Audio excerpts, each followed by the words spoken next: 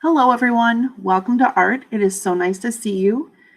For today, we're going to need a few supplies. So if you have them nearby and can get them, here's what we're going to be using.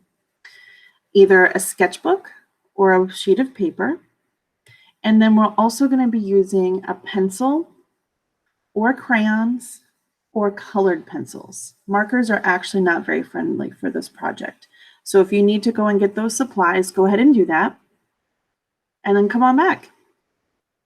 I'm going to start our presentation, and it might sound a little strange at the beginning, but just stay with me and follow along.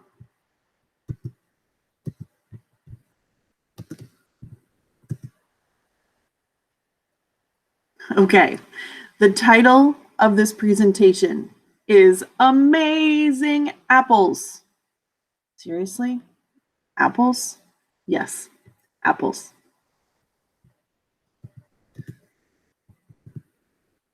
When someone mentions the word apple, what's the first image you see in your head? Sometimes for me, it helps if I close my eyes. And when I'm thinking of the word apple, I'm thinking about the first thing that pops into my head. Now I want you to imagine that you can choose one color of crayon to color that apple. What one color would you use?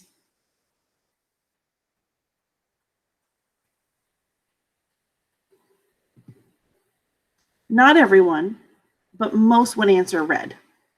A lot of times whenever we come back to school or you see school supplies or advertisements, you almost always see a red apple, just like the one in the bottom right. And so most people would say you would use a red crayon. But we do know that apples come in many different colors. Maybe some of the colors you thought of were red, pink, yellow, or green. And we know that some apples are not all just one color. Some apples you would actually need multiple crayons to color in to make it look realistic. For example, the one that's in the picture. You couldn't just use red or just use yellow. You would also need maybe even a little bit light green. So we would probably need more than one color for it. Now I'm going to ask you a question, and what I'm looking for is a number. Actually, two numbers, if you can think of them. If you want to, you could write this number down in your sketchbook or on your piece of paper. But what I'm going to ask is, can you estimate how many varieties of apples there are? We know that there are many different varieties or kinds of apples, but can you estimate how many do you think there are? And the two numbers that I'm looking for is how many do we have in the whole entire world?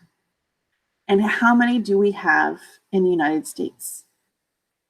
So write those two numbers down. And are you ready for the answers? Here we go. In the whole entire world, there are 7,500 different kinds of apples. In the United States, we grow 2,500 of those. So with all of those different kinds of apples, one red crayon is not going to do it. You would have to be able to mix and create that crayon. Mix and create those colors, to be able to have the right colors that you would need.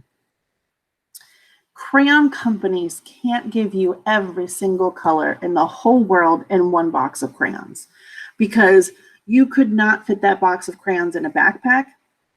You could not fit that box of crayon in the trunk of a car. You couldn't fit it in a wagon. If they were actually to give you that many, you'd actually have to bring your crayons to school in a dump truck. And then if you wanted to color something, it would probably take you 4 hours to dig through all of those crayons to find the color that you wanted. So that's not very realistic. The crayon companies can't give you every single color in the world. However, they do give you the materials that you need to make those millions of colors in one box. So even though they don't give you all of the colors, they give you what you need to create those millions of colors. How many crayons do you think this artist used to create the eye drawing below? How many crayons do you think this artist had? So this artist, we're actually going to watch a video of the artist creating this. And I'm curious to see how big is his box of crayons? And if you want to, you can write that number down in your sketchbook or on your paper, because I'm about to reveal the answer. All right. This artist used 16 crayons, a box of 16 crayons to create this incredible realistic eye. So let's watch this video. So it shows him going to the store, and he pays for the crayons, and he dumps them out, and he organizes them, makes them nice and straight, and he starts sketching really, really lightly with the crayons. And he puts a little bit of blue and a little bit of yellow and a little bit of brown. Then he actually is going to use a pair of nail clippers to scratch away the light lines below the eyes. I've never heard about using nail clippers when coloring with crayons. He's also going to use the back of a crayon. Do you see that? He's using the other end of the crayon. Oh my gracious. 16 crayons. Unbelievable. That's just fascinating to me. I think that video is absolutely amazing. So, in conclusion, don't allow a few crayons to limit the colors that you think you have. Practice becoming a skilled mix master, and your colors will be endless. We're going to switch gears for just a moment, and I want to talk to you about cookbooks. Who knows what you would find in a cookbook? What kinds of things are in a cookbook? Someone yesterday said food. Now, I hope you don't find food in a cookbook. I hope there isn't a banana squished and stuck in a cookbook. But what you would find is you would find recipes. And on those recipes to make different kinds of foods, one of the top things that you see after what the recipe is you see a list of ingredients. It shows you the list of supplies that you would need. For example, if you wanted to make a peanut butter and jelly sandwich, you would need 3 ingredients. You would need peanut butter, jelly, and bread to make a peanut butter and jelly sandwich. So the ingredients, there are 3 ingredients that you would use to make that sandwich. We're going to take that same idea and we are going to use it when we talk about colors. So what we're going to be making is a color cookbook. So in other words, I'm going to show you what 3 ingredients or 3 colors I use, and I'm going to show you the spot where I mix those colors, and then I get to name the color. Here's an example. So I start out with a brighter green, a regular green, and brown. And when I mix those colors together, I use very light layers, just like the artist in the video did. The artist did not color super, super heavy and make those colors really dark. He used very, very careful, lightly layered colors. And when I did that with these 3 colors, look what color it made. Brand new color. Now, what do you think I named this color? Some students have told me Fantastic Froggy. That's a pretty good name. I actually named this color after something that I like to eat. Some students thought maybe I named this color avocado. That would be a pretty good guess. But what I named it, pickle. I named this color pickle. And so that has been the really fun part of this project, is getting to name the colors that I make.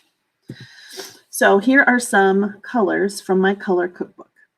And so as you can see across the top, I've used 3 ingredients or 3 colors, and then I've mixed it below.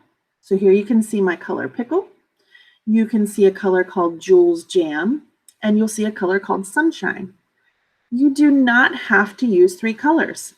Any color can be made by mixing just 2. You can use more than 3 colors. I would maybe recommend using no more than 4 or 5, but if you want to try more than that, you certainly can. Just show your color ingredients. Because if someone bakes a delicious cake and I taste this cake and it is the most incredible cake I've ever tasted in my life, I'm going to want to know, can I have your recipe? Your cake is delicious. Can I please have your recipe so I can make that at my house? And if you say, well, I don't really have a recipe, I'm going to be so sad because I'm not going to be able to have that cake again. So the reason that we want to make sure you show your recipe, your color recipe at the top, is if you want to make that color again, you'll be able to know which colors or which ingredients you use to mix and make that color. Here are some more. I made a color called cotton candy because cotton candy usually is either pink or blue.